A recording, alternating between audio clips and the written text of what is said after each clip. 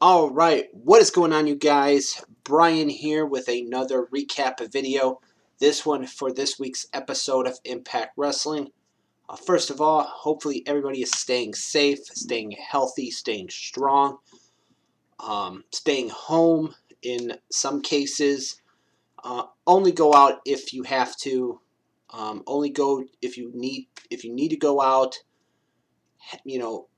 go out, but um, do the essentials. Go and do essential stuff basically. But all I can say, if you have to go out, just stay safe, stay healthy, stay strong. Um, of course, with the coronavirus pandemic, everybody has been on edge. What's gonna, we're not even we don't nobody knows what's gonna happen tomorrow, the next day. Um, so like I said, just stay safe, stay healthy, stay strong, stay happy, uh, and we will get through this. All of us will get through this. So, tonight's Impact Wrestling broadcast, of course, the news coming from Impact that a lot of their events were canceled or postponed, like Rebellion, which happens in April.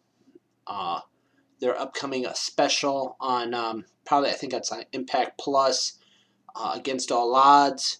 Lockdown that was supposed to be happening this weekend, that got canceled as well. So this week's episode featured matches and stories leading up to basically Rebellion, which happens on April, where it was supposed to happen on April 19th. Like I said, we don't know what's going to happen, when this is going to end, when this pandemic is going to end. Just got to take one day at a time. But getting into this week's episode, we started off with an 8-man number one contenders X Division match. The winner would become number one contender to the X Division Championship, currently held by Ace Austin. It was Willie Mack, Chris Bay, AC Romero, Daga, Rohit Raju, Jake Christ, cousin Jake of the Deaners, and Trey of the Rascals. I thought this opening match, I thought was really good. A lot of high flying, a lot of X Division style moves. Of course, there were some powerhouses in this match like Jake Christ, AC Romero, and of course, cousin Jake. You also had some, flyers that were like Willie Mack, who has been really impressive. Even in the days of Lucha Underground, you have Trey of the Rascals, who was looking to get another opportunity at the X Division title. Chris Bay, who debuted, I believe they said last week. So, and of course, Daga and Rohit Raju, two very impressive individuals as well. All of which looking to become number one contender. However, in the end, it was Willie Mack picking up the win. And thus he will now challenge for the X Division Championship. When that match happens, like I said, we don't know what's going to happen. We don't know what's going to happen in the coming days. I mean, this pandemic could come to an end tomorrow, or they're talking about sometime around Easter that they might be lifting these bans and this might come to an end. Who knows? We have to wait and see. We just have to leave it in the Lord's hands, because he's the only one that can, get rid. If we leave it in his hands, he can get rid of these things. So good opening match. Then in a backstage segment, Ace Austin with Reno Scum, kind of like sarcastically was like trying to get him Willie Mack's head, congratulating him. Willie Mack not falling for it, basically saying he didn't, he knows that Ace Austin tries to get in people's heads and everything like that by playing mind games. And then Ace Austin would be like, someone needs to teach you. I was trying to be nice. Someone needs to teach you to take a compliment.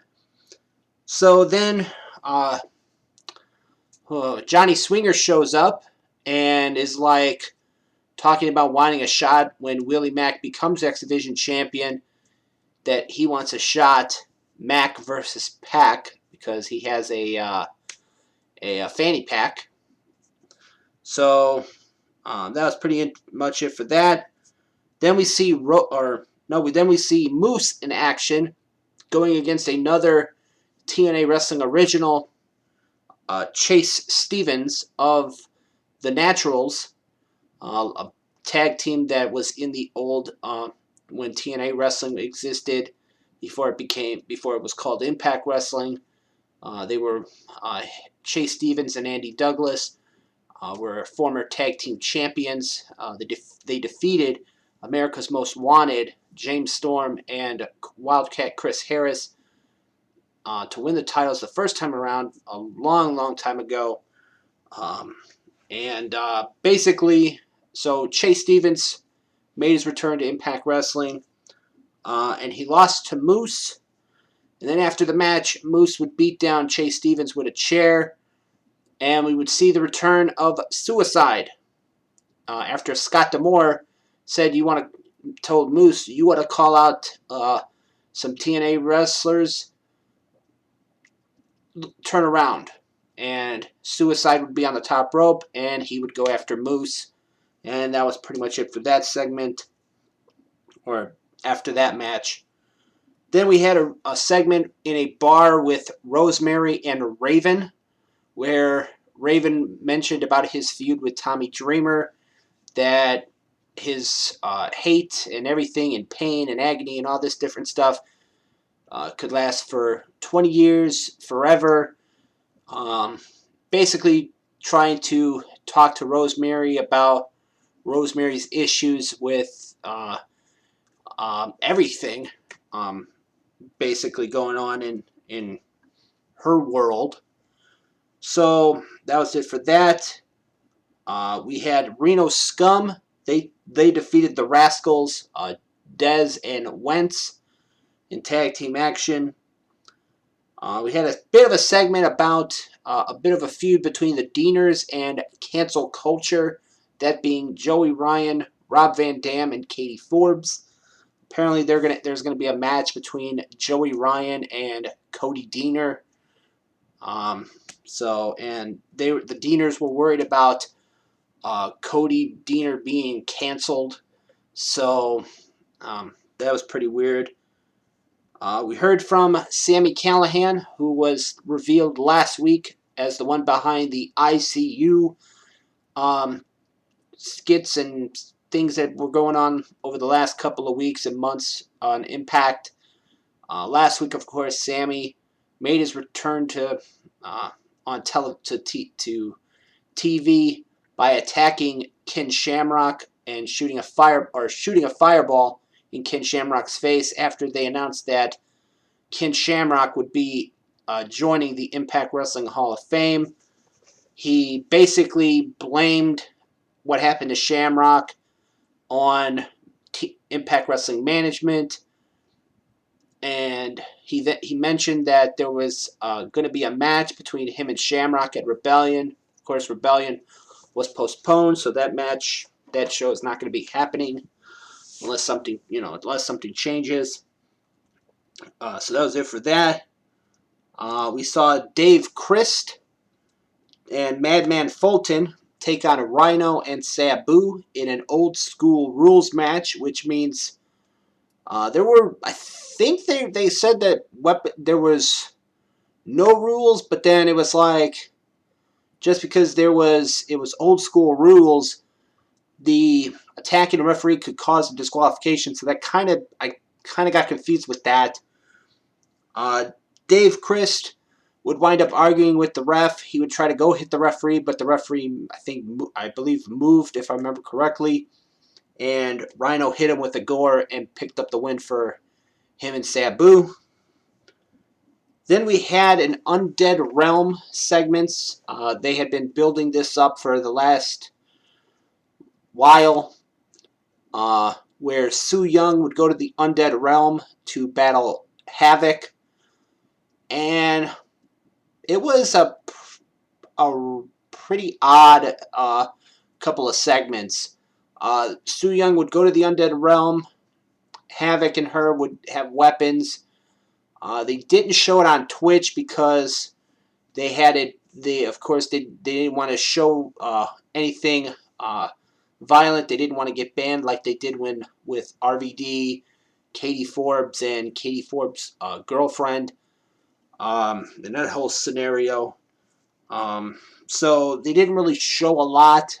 They just showed James Mitchell turning on both of them and banishing them to the wasteland, which was like a desert.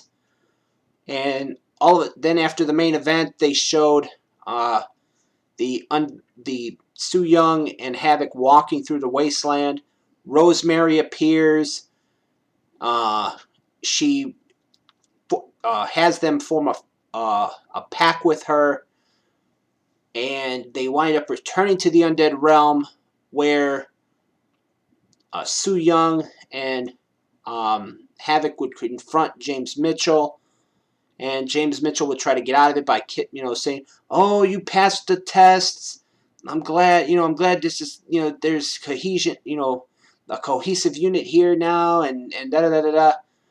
And basically, Su Yung was gonna stab Mitchell with a dagger, but Havoc took it out of her hand, and I think wound up because they blacked it out a little bit after that or before that, and then when they returned on Twitch, you would see James Mitchell in like what looked to be like heaven, and you would see Abyss, a silhouette of Abyss, and a bunch of other stuff, and then you hear James Mitchell say, "Who booked this? Who booked this stuff?"